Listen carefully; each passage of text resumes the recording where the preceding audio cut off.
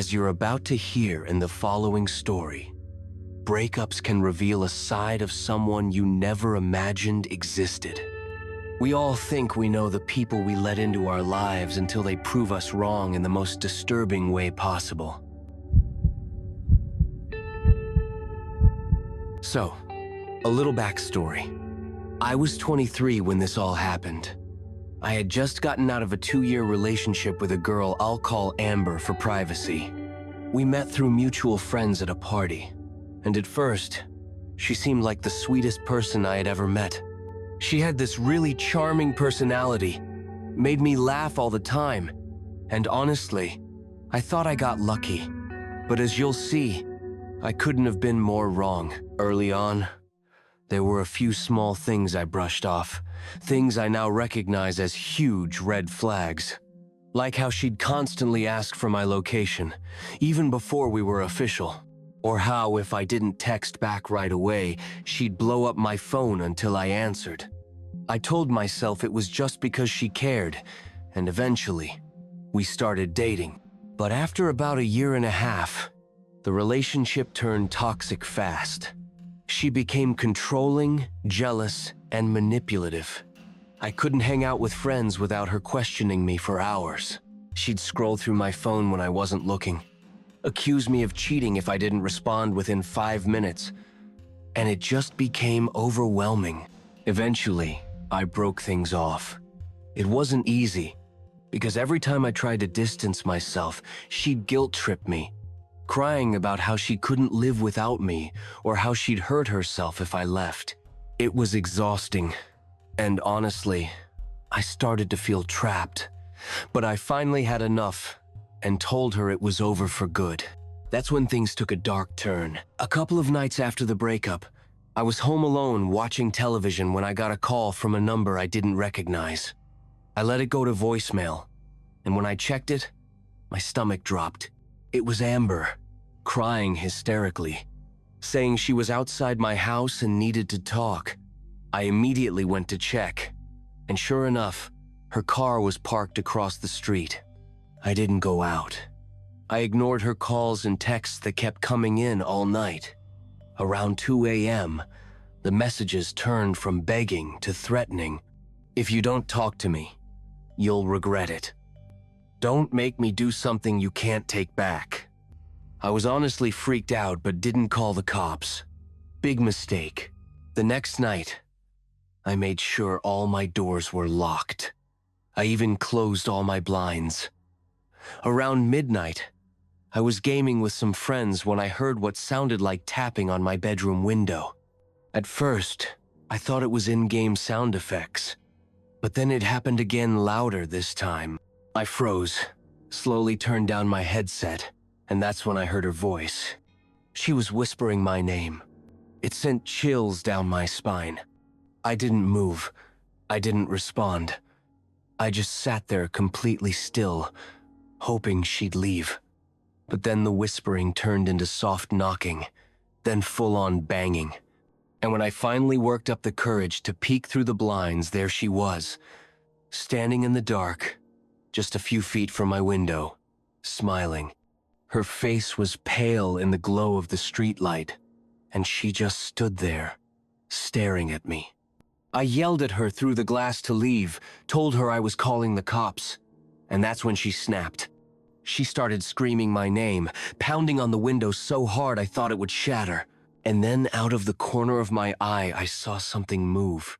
There was another person, standing by the side of my house. I couldn't make out their face, just a hooded figure slowly stepping closer to my back door. That's when my heart completely sank. This wasn't just some ex-girlfriend drama. She brought someone with her. I didn't think I just bolted out of my room, grabbed my phone, and locked myself in the bathroom while dialing 911. I could hear her pounding on the window and the sound of footsteps on the gravel outside. It felt like an eternity before the sirens finally came. When the cops arrived, Amber was gone. Both of them were gone. All they found were fresh footprints outside my window and a long scratch on the glass like she had dragged something sharp across it. I filed a report, but nothing ever came of it. They said without video proof, there wasn't much they could do. To this day, I have no idea who that other person was or what they planned to do if I had opened that window.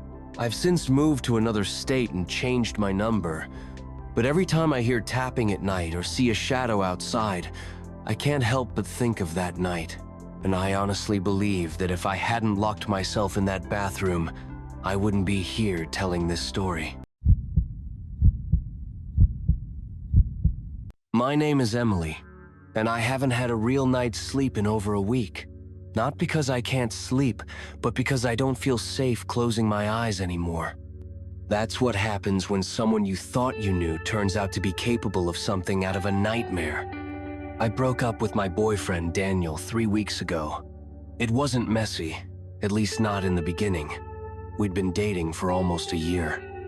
At first, he was sweet, attentive, funny, the kind of guy who made me feel like I finally got lucky. But over time, that attentiveness turned into something darker. He'd get upset if I didn't respond to his texts within minutes. He'd ask me weird questions like who I was smiling at that day or if any guys talked to me at the gym. He started showing up at places where I was hanging out with friends, uninvited, and somehow always knew where I was. He'd say things like, "I just wanted to make sure you were safe," but it felt like anything but that. The final straw came when he asked me to install a tracking app on my phone so we could trust each other. Not sharing locations, he wanted to track my phone 24/7. That was it for me. I ended things that night. He cried, then went completely silent. Something about that silence terrified me more than if he had yelled or begged. For a little while, things seemed fine. I blocked his number and tried to get back to normal, hitting the gym again, cooking for myself, just trying to feel like my life was mine again. But about a week later, the weird stuff started. I began getting random texts from numbers I didn't recognize. They weren't threatening, at least not at first, just vague messages like, "Miss you," or "Why won't you talk to me?" I blocked every number, thinking it was some spam bot or wrong number. But the messages kept coming, and they got stranger. One said, "You looked so pretty today. I hadn't left my apartment all day."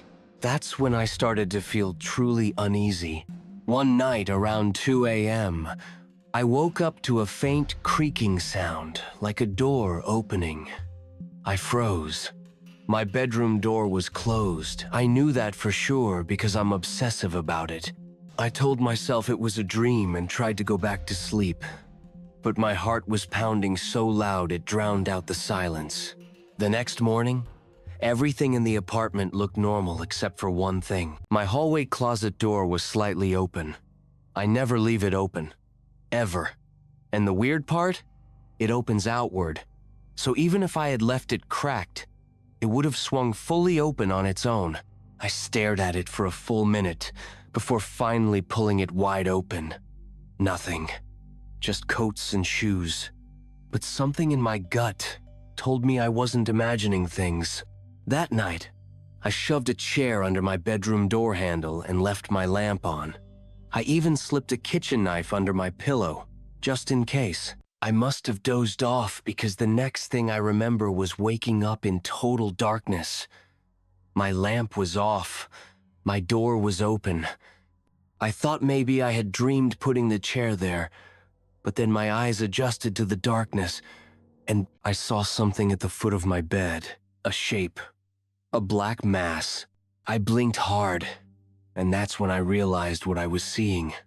The top half of someone's head, crouching low. Before I could react, I felt hands on my feet. Gentle at first, then gripping. I screamed louder than I've ever screamed in my life. That's when I heard his voice. Daniel's voice.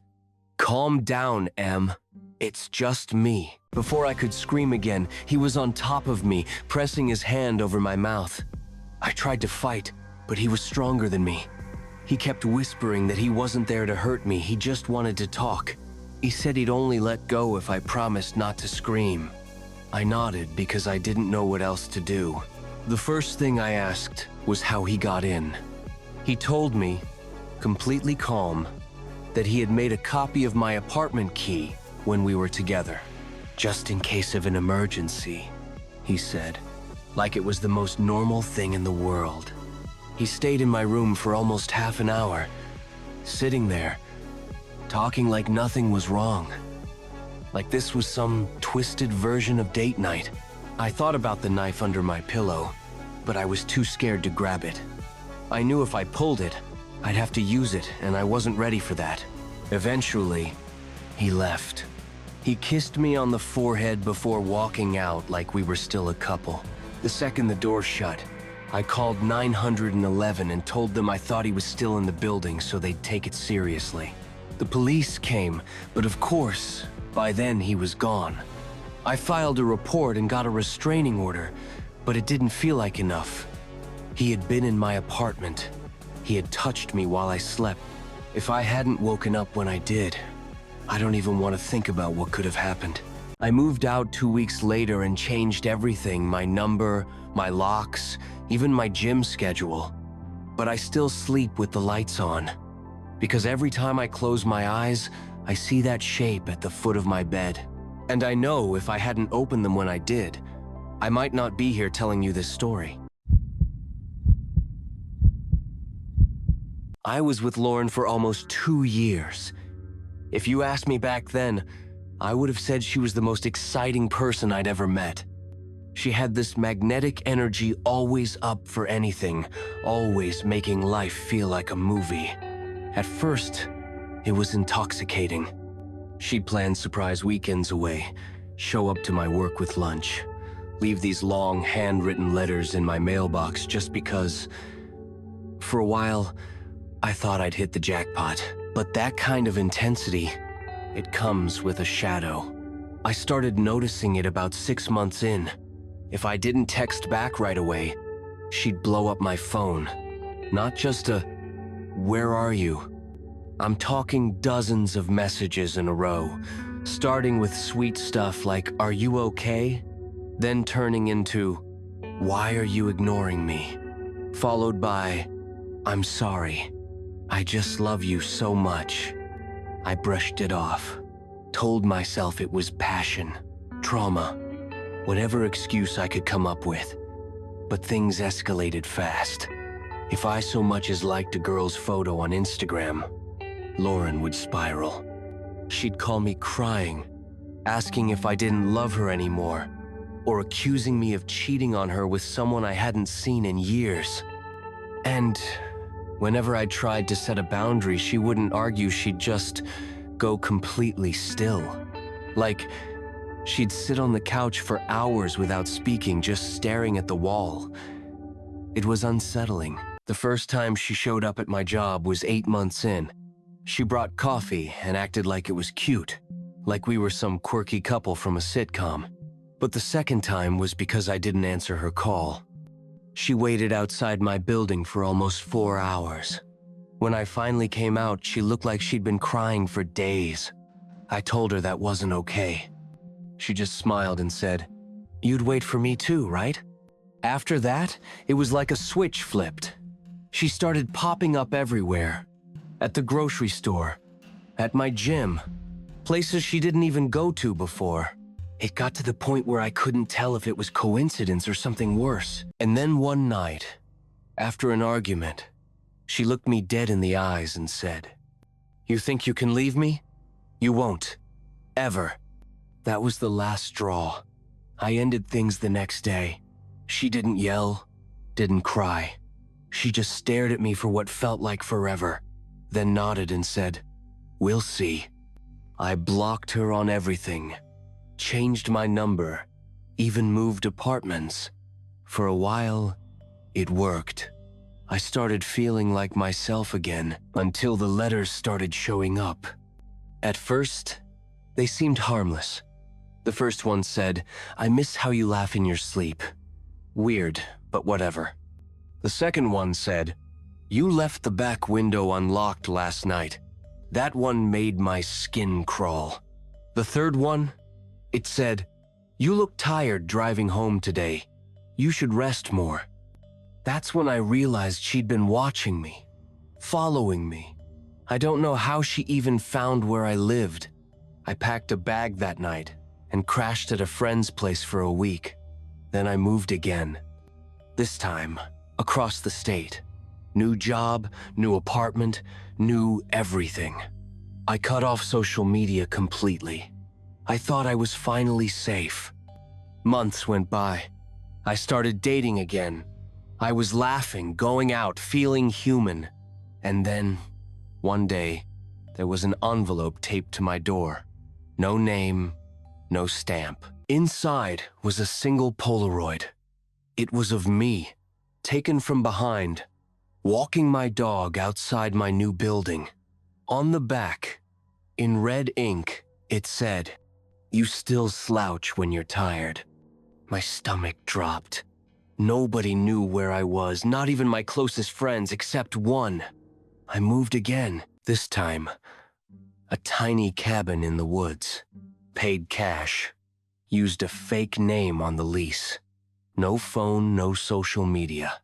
I even started working fully remote just to disappear completely. For a while, it worked. Until last winter. I woke up to my dog barking like crazy in the middle of the night. When I looked outside the next morning, I saw footprints in the snow. They circled my cabin, stopping at every single window. No note this time. No photo. Just those prints. I packed up and left that same day. Now, I live with 3 ex-military roommates who don't mess around. The kind of house that screams, "Don't try anything stupid." I still check the locks 3 times before bed, and I still wake up some nights convinced someone's standing just outside my window. Because the truth is, I don't know if Lauren's ever really gone. Growing up in the quiet town of Ardmore, Pennsylvania, my friends and I often sought thrills in unconventional ways. One of our favorite pastimes was exploring abandoned buildings, a hobby I later learned was quite popular among urban explorers. Our go-to spot was an old church in Narberth, located at 198 Elmwood Avenue. On a crisp fall evening, 6 of us decided to pay it a visit. Me, Luna, Gina, Johnny, Max, Ally. To access the church, we had to scale an 8-feet chain-link fence and squeeze through a side window as all the doors were boarded up. Inside, the first floor was nothing but dirt, the floorboards long since removed. A set of concrete stairs in the center led down to the basement, which became our usual hangout spot. The basement contained 3 rooms, but only one had an actual door. We gathered in the largest room, furnished with broken chairs and a busted couch. Johnny, a notorious lightweight, kept disrupting our typically hushed atmosphere with his drunken antics. Suddenly, a thunderous door slam shattered the night. We froze, exchanging alarmed glances. Luna, Gina, and Johnny immediately bolted up the stairs, leaving me with Max and Ally, the bravest or perhaps most foolish of our group. After a tense silence, curiosity got the better of us. We crept towards the room where the noise originated. Inside, an old dresser caught my eye. Its cracked mirror bore red smears that looked disturbingly fresh. On the dresser sat a black and white photo of a bride. Though she was smiling, something about her expression felt off. An eerie feeling crept over me, and I started to regret our decision to investigate. Just then, another sound emanated from the room we'd come from. That was the last straw. We grabbed our things and fled. As we scrambled over the fence, I glanced back and swore I saw a silhouette in the window we'd entered through. Years later, I returned to find the church demolished. The mystery of what we experienced that night remains unsolved. While I'm grateful my friends were there to corroborate the events, part of me wonders what secrets that old building might have held.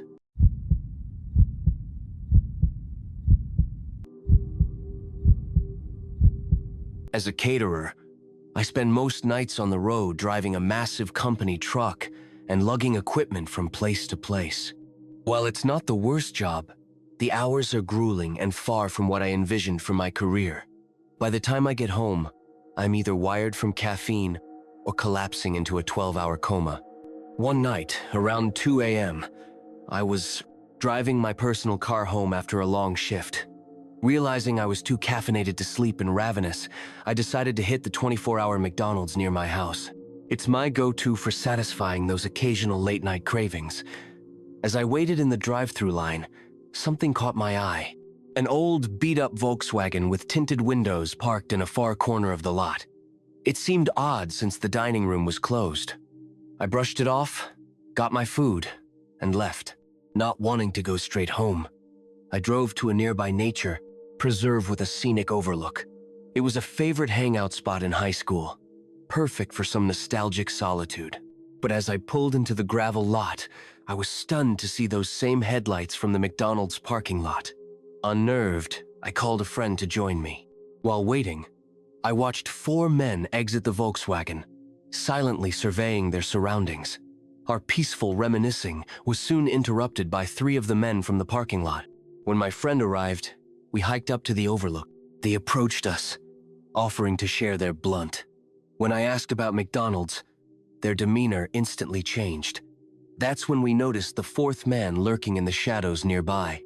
Panic set in, and we sprinted back to our cars, the group in hot pursuit. We managed to escape, but the encounter left us shaken. The next day, we reported the incident to McDonald's. To our horror, we learned the ringleader was an unstable ex-employee with a restraining order against him. While his motives for following me remain unclear, the experience was truly terrifying. I haven't returned to that McDonald's or the preserve since, hoping the police catch this dangerous individual before he harms someone.